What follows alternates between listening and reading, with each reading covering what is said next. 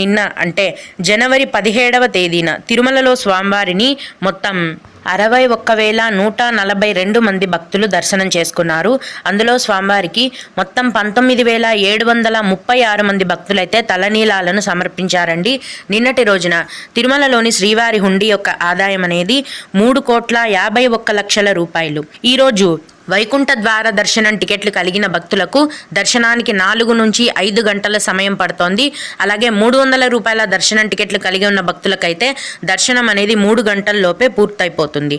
ఈరోజు వైకుంఠ ద్వార దర్శనంలో 9వ రోజు అండి. ఈ వైకుంఠ ద్వార దర్శనం ఉన్నన్ని రోజులు కూడా కేవలం దర్శనం టికెట్ ఉన్న భక్తులను మాత్రమే దర్శనానికి అనుమతించడం జరుగుతుంది. ప్రస్తుతం అయితే తిరుపతిలో ఎటువంటి దర్శనం టికెట్లు కూడా ఇవ్వడం లేదండి. జనవరి 19వ తేదీ వరకు సంబంధించిన వైకుంఠ ద్వార దర్శనం టికెట్లు అన్నీ కూడా ఇచ్చేశారు, అయిపోయాయి. ప్రస్తుతం